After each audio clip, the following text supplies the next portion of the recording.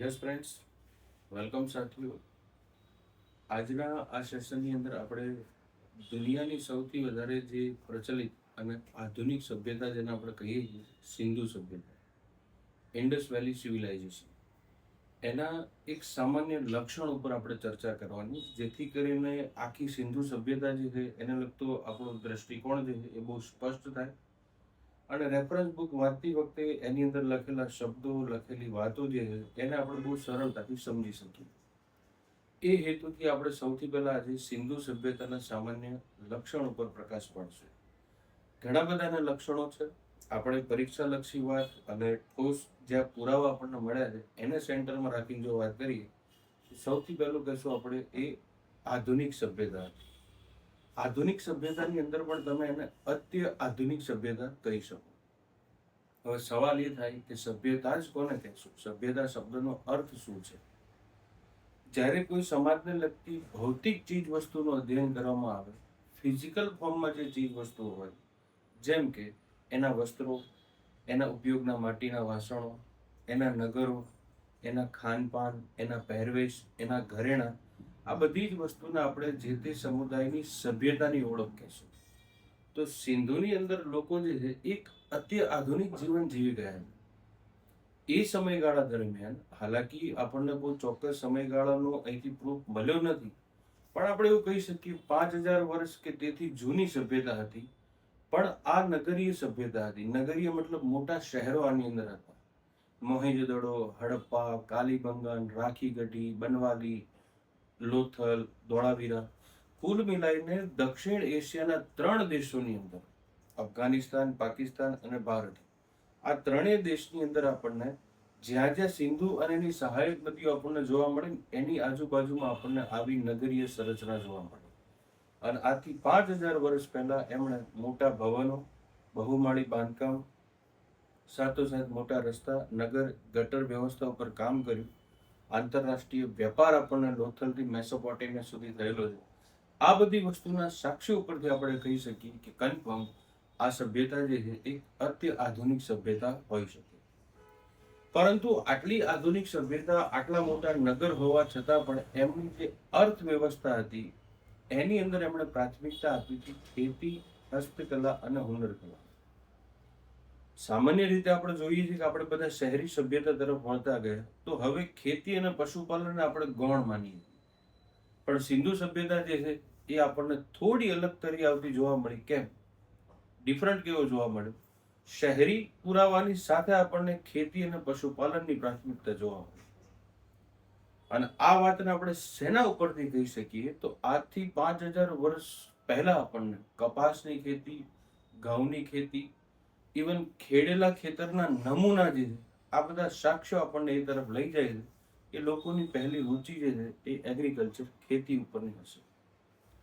એ સિવાય જો હજી વાતને સમજીએ તો આપણને ઘણા બધા રમકડાઓ મળેલા, પણ રમકડાઓની અંદર પણ આપણને એ રમકડા વધુ મળ્યા છે કે જ્યાં પાણીની આપણને સંગ્રહની વ્યવસ્થાનો હેતુ જોવા મળ્યો હોય, ટેરાકોટાનો આપણને હળ અથવા બળદગાડું આપણને જોવા મળ્યું હોય, તો હળની ખેતી, હળના માધ્યમથી ખેતી વગેરે આપણે બહુ અગાઉથી કરતા આવ્યા છીએ, એ વાત આપણને એથી ક્લિયર થાય.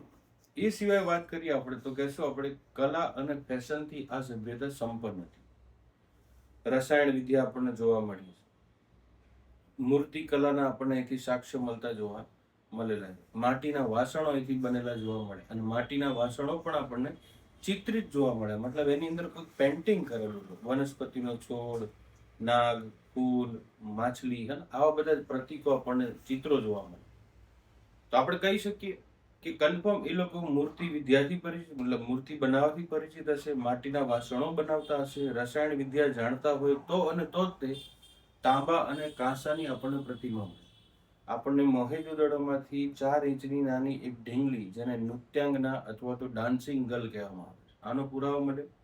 અને મોહેંજો-દડોમાંથી ત્યાં આપણને ગુસ્સે થયેલો વૃષભ જોવા મળે છે. મતલબ આકડો શબ્દ તમે એના માટે વાપરી શકો. આની પણ આપણને તાંબાની પ્રતિમા મળતી જોવા મળે.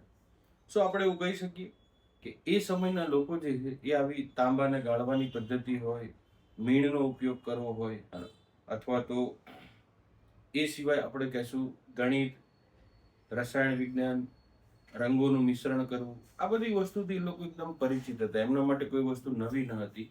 અને મને તો એક વસ્તુ એ ધ્યાન આવે છે કે માટીના નાના જે વાસણો છે એના ઉપર બાળકોના ફિંગરપ્રિન્ટ્સ આપણને જોવા મળ્યા છે. બુકની અંદર રેફરન્સ બુકમાં લાઈન લખેલી જોવા મળે છે કે સિંધુ સભ્યતાના વાસણો જે છે એમાં નાના વાસણો છે એ બાળકો દ્વારા બનાવેલા વાસણો જોવા મળે. તો હવે તમે કલ્પના કરો કે જે પેઢીના બાળકોની પાસે માટીના વાસણ બનાવવાનું જ્ઞાન હોય, નોલેજ હોય, તો એ લોકો જે છે એ કેટલા નોલેજેબલ હશે, જેના બાળકો આટલી વિશેષ પ્રકારની કલા અને આટલા વાસણો બનાવતા જોવા મળે. તો અહીં પેલી ગુજરાતી કહેવત આપણને સાર્થક થતી જોવા મળે કે મોરના ઈંડા ચિતરવા ના પડે. સિંધુ સભ્યતાના લોકો કલાની અંદર એક પરાકાષ્ઠા ઉપર હશે, આ વાત અહીંથી પ્રૂફ થતી જોવા મળે. પણ હવે જો ચેક કરો તમે, પૂરી સભ્યતાની અંદર ઈંટોના માપ જે છે ને એ એક સરખા આપણને મળતા જોવા મળે. મુખ્ય સડક માર્ગ જે છે એની પણ એક ચોક્કસ પહોળાઈ જોવા મળી. હાથી દાંતથી બનેલી ફૂટપટ્ટી આપણને જોવા મળી. ત્રાજવા અને બાટના પણ પુરાવા મળ્યા છે. આ બધા પુરાવાથી આપણે એક વસ્તુ શ્યોર કહી શકીએ કે કન્ફર્મ આ લોકોને ગણિત વિદ્યાનું નોલેજ જોવા મળતું હશે. સાથોસાથ રસ્તા એકબીજાને 90 ડિગ્રીના એંગલ પર કાટખૂણે કાપતા જોવા મળતો, ભૂમિતિનું પણ નોલેજ હોઈ શકે એવું આપણે કહી શકીએ. એ સિવાય આગળ જઈએ તો પૂરી સભ્યતામાં જેટલા પણ પુરાવા મળ્યા આપણને, મોટે ભાગે પુરાવા આપણને મળ્યા છે એ કહેશું મહિલા સંબંધી. માતૃદેવીની પ્રતિમા હોય, ડાન્સિંગ ગર્લ આપણને જોવા મળતી હોય, ટેરાકોટાની મૂર્તિ આપણને મળેલી જોવા મળી હોય, ઘર વખરીના નાના વાસણ જોવા મળ્યા હોય, કે પછી આપણને યુગલ કબર જોવા મળી. એમાં પણ એ મહિલા જે છે એ ઘરેણા પહેરેલી, હાથમાં બંગડી, કાનમાં બાલી, પગમાં કડલા વગેરે બધું પહેરેલી જોવા મળે. મતલબ એવું કહી શકીએ એ સમયની મહિલાની સ્થિતિ જે છે એ સારી હશે. એ શબ્દ આપણે વાપરીએ તો લગભગ કોઈ અતિશયોક્તિ નથી. કેમ કે મટીરિયલ જેટલું પણ મળ્યું બધું મહિલા સંબંધિત છે ને. જેમ કે ઘરેણા મળ્યા, એક બનવાલીમાંથી લિપસ્ટિકનો પણ પુરાવો આપણને મળતો જોવા મળે. પણ આ સભ્યતાને આપણે મૌન સભ્યતા કહેશું, સાયલેન્ટ હિસ્ટ્રી આપણે કહેશું. કારણ એ છે કે આટલા બધા પુરાવા મળ્યા આપણને, પરંતુ ખરેખર એ લોકો કોણ હતા, કયા ધર્મને માનતા, કઈ વિચારધારા હતી, ક્યાં જતા રહ્યા, એ આપણને ખબર નથી. એના પાછળનું મુખ્ય કારણ એ છે કે એ સમયે જે લિપિનો ઉપયોગ થતો, જે સ્ક્રિપ્ટ લખવામાં આવતી, એ આપણેથી ઉકેલાઈ નથી. મતલબ એ અક્ષરો શું કહેવા માંગતા એ આપણને ખબર નથી. આપણને ધોળાવીરામાંથી, એના સીલમાંથી, એના માટીના વાસણો પર ઘણી બધી જગ્યાએ આપણને લિપિના પુરાવા મળ્યા છે. પણ એમાં અંગ્રેજી મૂળાક્ષરીઓ, સ્વસ્તિકનું પ્રતીક, માછલીની આકૃતિ, આ બધા પ્રતીકો આપણને મળે છે. તો આપણે એને સોલ્વ નથી કરી શક્યા કે એકચ્યુઅલમાં શું લખ્યું છે. પણ આપણે આ બધા ચિત્રો જોઈને લિપિને આપણે ચિત્રલિપિ કીધી. તો યાદ રાખજો, સિંધુ સભ્યતાની લિપિ એ કેવી લિપિ, એવું જ્યારે કોઈ આપણને પૂછે ત્યારે આપણે આન્સર આપશું એ ચિત્રલિપિ આપણને જોવા મળી. અને હજી એક વાત જો આપણે એડ કરીએ તો કહેશું આપણે આ એક ધર્મનિરપેક્ષ સભ્યતા હતી. કેમ કે લોકો કયા ધર્મને માનતા હતા એવું આપણે એક્ઝેક્ટ કહી નથી શકતા. અને એવું કહી નથી શકતા એના પાછળનું એકમાત્ર કારણ છે કે આપણને કોઈ વિશેષ ધાર્મિક પુરાવો જે છે એ નથી મળ્યો. લાઈક કોઈ વિશાળ મંદિર હોય, કોઈ આપણને સ્તૂપની વ્યવસ્થા જોવા મળતી હોય, આવું નથી મળ્યું. હા, ધર્મને લગતી વ્યવસ્થા જોવા મળી છે. દફન વિધિ છે, એના પછી વાત કરીએ આપણે તો વેદિકા જે છે એના પુરાવા મળ્યા, પછી પશુપતિનાથની મહોર આપણને મળી છે. બટ એક્ઝેક્ટ વાત આપણે નથી કરી શકતા કે આ ધર્મને લગતું જ હોઈ શકે.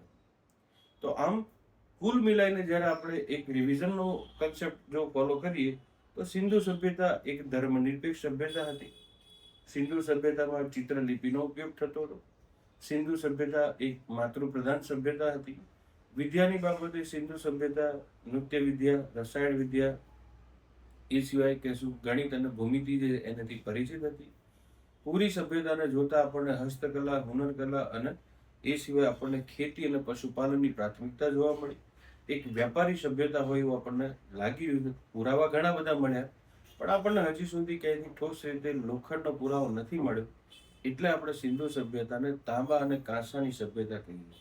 મોટા મોટા શહેરો એમણે બનાવ્યા, છતાં પણ એમણે ખેતીની પ્રાથમિકતા રાખી. અને એના બેઝ ઉપર જ આપણે કહી શકીએ કે પૂરી સભ્યતા એક શાંતિ, ખુશહાલ જીવનવાળી આપણને જોવા મળે. તો આઈ હોપ કે આ પૂરા સેશનથી તમે સિંધુ સભ્યતા જે છે એનો એક ઓવરવ્યૂ લઈ શકે. આપણે એના લક્ષણો પૂરતી જ વાત રાખી. તો થેન્ક યુ સો મચ. આગળ વધશું.